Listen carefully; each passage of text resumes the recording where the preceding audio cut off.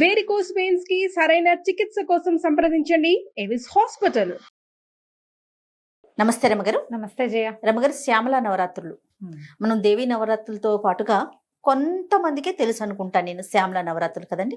అసలు వీటి విధి విధానాలు ఏంటండి? సాధారణంగా ఇవి చెయ్యం మనం గుప్త నవరాత్రులు అంటారు. మనకి సంవత్సరంలో మనం ప్రముఖంగా చేసుకునేవి ఒకటి వసంత నవరాత్రులు, రెండోది శరణ్ నవరాత్రులు. ఇవి రెండు ఇంపార్టెంట్. అవును. వసంత నవరాత్రుల్లో మనం దేవి పూజ కంటే ప్రముఖంగా రామ పూజ నిర్వహించుకుంటాం. ఉచిత IVF IUI కన్సల్టేషన్, ఉచిత అల్ట్రాసౌండ్ స్కాన్. 49 అంటే సంతానం, 49 అంటే సంతోషం. చైత్రంలో వస్తుంది. అక్కడి నుంచి మళ్ళీ మనం శరత్కాలంలో వచ్చేటువంటి ఆశ్వేజ నవరాత్రులు, దేవీ నవరాత్రులు 9 రోజులు మనం పూర్తిగా అమ్మవారికి అంకితం చేస్తాం. ఇవి కాకుండా ఇంకొక 2 నవరాత్రులు చేసుకుంటారు. అందులో ఇదొకటి మాఘమాసంలో వచ్చేటువంటి ప్రతిపత్తు పాడ్యమి నుంచి నవమి దాకా శ్యామల నవరాత్రులుగా చేస్తారు. ఆషాఢంలో వారాహి నవరాత్రులు చేస్తారు. అది కూడా మనం చెప్పాం. అయితే వీటిని గుప్త నవరాత్రులుగా చెప్పబడుతుంది. ఇది అందరూ చేసుకునేది కాదు, అందరూ చెయ్యరు. ఒకవేళ చేసినా మనం అందరం చేసుకునే నవరాత్రుల్లో చేసినట్టుగా అందరినీ పిలిచి ధూమ్ధామ్గా చేసుకునే వ్యవహారాలు కావు ఇవి. అది చెయ్యరు. గుప్త నవరాత్రులే వీటి పేరు. ఇది నార్త్ ఇండియాలో ఎక్కువగా చేయబడతాయి. మనకంటే వాళ్ళు ఎక్కువ చేస్తారు. మన వైపు అంత ప్రముఖంగా కనపడదు. మన దగ్గర ఏంటంటే ఎవరికైనా మంత్రోపదేశం ఉన్నవాళ్ళు, విశేషంగా శ్యామలా మంత్రోపదేశం, మాతంగి ఉపదేశం ఉన్నవాళ్ళు, దశమహావిద్యల్ని కొలిచే అలవాటు పద్ధతి ఇళ్లలో ఉన్నవాళ్ళు చాలా కొద్ది మంది. చెప్పాయి కదా, అందరినీ పిలిచి చేసి తాంబూలాలు, పేరంటాలు హడావిడి ఏమి ఉండదు. అమ్మవారిని కొలవటం మాత్రమే. ఈమెకి విశేషమైన కొలువులు చేసుకుంటారు. మంత్ర పునశ్చరణ విపరీతంగా చేస్తారు. అమ్మవారి శ్యామలాదేవిని కొలుస్తారు. ఈ శ్యామల ఎవరు అనేది ఒక ప్రశ్న ఉంటుంది మనకి. మనం కాళిదాసు రచించిన మా శ్యామల దండకం మనందరికీ తెలుసు. సినిమాలో ఉంది కాబట్టి అందుకు ఆ మొదటి ముక్కలు అందరికీ నోటికి కూడా వచ్చింటాయి. మహాకవి కాళిదాసు సినిమాలో ఉన్నది కాబట్టి. అయితే ఈ శ్యామల దండకాన్ని చదువుకోవచ్చు. ఇప్పుడు ఈ అమ్మవారిని మంత్రిని అనే పేరుతోటి చెప్తారు. లలితా సహస్రంలో మంత్రిని నామధేయం కనపడుతుంది. త్రిపుర సుందరి యొక్క మంత్రివర్గంలో అమ్మవారు అన్నమాట. ఈవిడ పరివార శక్తి. ఒరిజినల్గా పరాశక్తే శ్యామల అంటం కాకుండా పరాశక్తి తాలూకు అంశాలలో దశమహావిద్యలుగా చెప్పబడే అంశంలో మాతంగి అనే విద్య ఈమె అని చెప్తారు. ఆమె తన సైన్యాధిపతుల్ని, మంత్రుల్ని అట్లా సృజించింది. ఆ మంత్రులలో ఈమె ప్రధానమంత్రి శ్యామలాదేవి.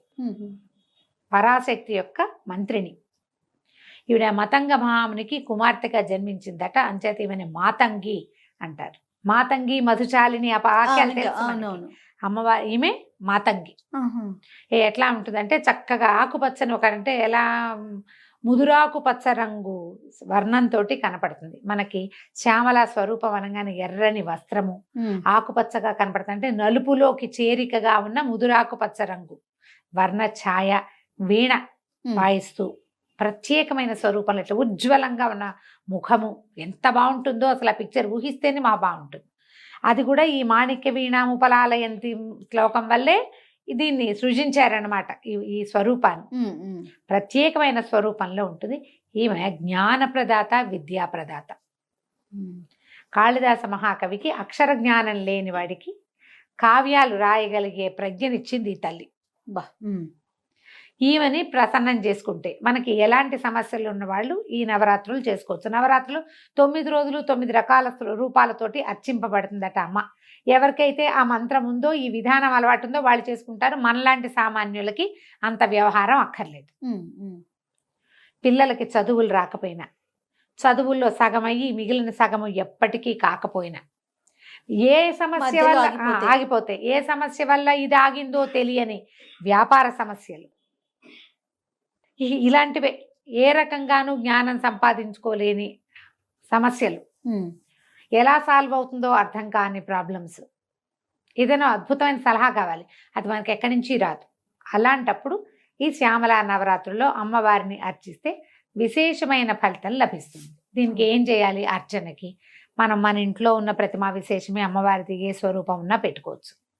శ్యామలాదేవిది చిన్న ఫోటో ఏదైనా తెచ్చి పెట్టుకోవచ్చు. శ్యామల అంటే మనకు క్లియర్గా కనపడుతుంది.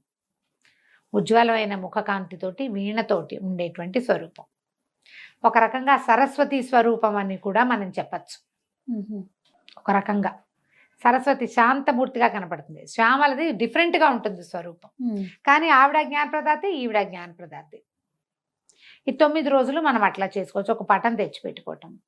శ్యామలకి మనకి అష్టోత్తరాలు అవి దొరుకుతాయి, ఓకే, కనపడుతున్నాయి. తర్వాత అదని చదువుకోవటం. రాజశ్యామల, రాజమాతంగి, ఈ పేర్లు వింటున్నాం. ఇప్పుడు ఇది వరకు లేవు జయ. ఇప్పుడు బాగా రాజశ్యామల హోమాలు అవి బాగా విశేషంగా. ఎక్కడా పని అవ్వదు, పిల్లల చదువులు పని అయిపోతుంది. అలాంటప్పుడు ఈ రాజశ్యామల హోమం చేసుకోవచ్చట. రోజు మీరు చక్కగా శ్యామలా దండకం చదువుకోండి. ఓకే. ఈమెకి ముదురు ఆకుపచ్చ రంగు ఇష్టం. ఆకుపచ్చని వస్త్రం ధరించండి. ఒకరోజు చేసుకుంటాం, ఒక్కరోజే చేస్తాం. పోని నవమి నాడు చేసుకోండి, అష్టమి నాడు చేసుకోండి. 9 రోజుల్లో ఒక రోజైనా చేసుకోవచ్చు. 9 రోజులు మీరు శ్యామలా దండకం చదువుకుంటే అధికం ఫలం. ఆకుపచ్చని పండు నివేదన పెడితే మంచిది. ఓహో. జామకాయలు, నారింజకాయలు, ఇప్పుడు కమలాలు కూడా ఆకుపచ్చ రంగులో వస్తాయి. రేగుపళ్ళు, ఆకుపచ్చటి రేగుపళ్ళు వస్తాయి. అలాంటివి నివేదన చేస్తే చాలా మంచిది, మంచి విశేషమైన ఫలితం లభిస్తుంది. నారింజలు చాలా ప్రీతి అని చెప్తారు. నార్త్ ఇండియాలో నారింజకాయలు వెతుక్కుంటారట ఈ రోజుకి. ఈ 10 రోజుల్లో వాళ్ళు ఏం చేస్తారంటే చండీ పారాయణ చేసే అలవాటు కొన్ని చోట్ల కనపడుతుంది మనకి. చండీ పారాయణం అంటే చండీ దుర్గా సప్తశతి అని చెప్తాం కదా, చండీ, అది పారాయణ చేయటం, చదువుకుంటూ వెళ్ళటం. అది ఎట్లా అంటే అసలు ఆపకుండా చదువుతారు. ఓ 3 గంటలు నేను చదువుతా, నాకు అవుతుండగా ఇంకోళ్ళు వచ్చి కూర్చుంటారు. ఆ తర్వాత 3 గంటలు వాళ్ళు చదువుతారు. అఖండ చండీ పారాయణం చేస్తారు. 9 రోజులు క్షణం గ్యాప్ లేకుండా చండీ అలా పునరావృతంగా చదువుతూనే ఉంటారు. ఎన్నిసార్లు కుదిరితే అన్నిసార్లు. మనం అఖండ చండీ పారాయణాలు అవి మన వల్ల కాదు. దుర్గా సప్తశతి దగ్గర పెట్టుకుని ఈ 9 రోజుల్లో పూర్తి చేసుకోండి. 700 శ్లోకాలు ఉంటాయి. మీ వల్ల అయితే చేయగలిగితే చేయండి అని చెప్తున్నాను. ఓకే. దీన్ని 10 సార్లు చేస్తా, 8 సార్లు చేస్తా, 16 చేస్తాను, రోజంతా చేస్తూ ఉంటాను, లాంటి విపరీత నియమాలు పెట్టుకోపోకండి. మన సమయానుకూలంగా చేయండి. ఓకే. ఇది శ్యామలా దండకం అద్భుతమైన ఫలితాన్ని ఇస్తుంది. అది నోరు తిరగదు. నిదానంగా చదువుకోవాలి. అసలు ఎన్ని పెద్ద పదాలు కలిపిన సమాసమో, అది ఇంత పెద్ద సమాసం. 3 లైన్లు రాస్తే కానీ సమాసం పూర్తవుతుంది. అది ఎక్కడ ఆపాలో తెలీదు, ఏ పదాన్ని ఎలా విరవాలో తెలీదు. మీ వల్ల అంత కాకపోతే ఇంకా సులువు చెప్తాను. ఒక్కటి మాణిక్య వీణాముపలాలయంతి మదాలసాం మంజుల వాగ్విలాసాం మాహేంద్ర నీలజ్యుతి కోమలాంగి మాతంగ కన్యా మనసా స్మరామి. చిన్న శ్లోకం. ఇదేనా? దీన్ని నెంబర్ ఆఫ్ టైమ్స్ చదువుకోండి. ఇది బాగుంది. ఒక్క అమ్మవారి యొక్క స్తుతిని, ప్రార్థనా శ్లోకాన్ని మీరు 11, 21, 40, 108 ఈ అంకెల్లో ఏది కుదిరితే అది పెట్టుకోండి. ఓకే. మాల పెట్టుకుని మాలతోటి 108 సార్లు చేసినా కూడా మీకు మంచిదే. ఆమెను స్మరించాలి. మామూలు మీ రోజువారీ పూజ దీపారాధన చేసుకోండి. ఈ 9 రోజులు శ్యామలని తలుచుకుని శ్యామలాదేవిని ప్రార్థించి ఒక ఆకుపచ్చటి పండు, జామ పండు నివేదన పెట్టండి. పసుపుగా ఉండేది కాకుండా గ్రీన్, కొంచెం ముదురుగా పచ్చగా ఉన్నది. అంటే ఎట్లా అంటే దూరగా ఉన్న కాయని నివేదన పెట్టండి. ఓకే. పిల్లలకి ప్రసాదంగా ఒక పండు పెట్టండి. ఈ మాణిక్య వీణాముపలాలయంతి చిన్నపిల్లలకు కూడా వస్తుంది. 5 ఏళ్ళు వస్తే చాలా చక్కగా వచ్చేస్తుంది. పిల్లలతోటి కూడా చెప్పించండి. 3 times, 5 times, 11 times చెప్పించండి.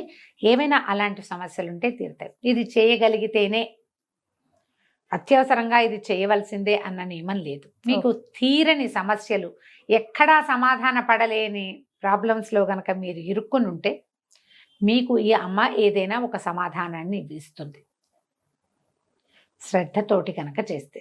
విశేషంగా చేయాలంటే ఎవరన్నా పురోహితుని పెట్టుకుని అర్చనాకాలాదులు జరిపించుకోవచ్చు. మనం అట్లా చెయ్యం, మన వైపు ఆ విధానమే లేదు. నేను చెప్పిన విధానంగా చేసుకోండి. తప్పకుండా అవకాశాన్ని బట్టి చేయటమే. తప్పకుండా. నమస్తే. నమస్తే జయ.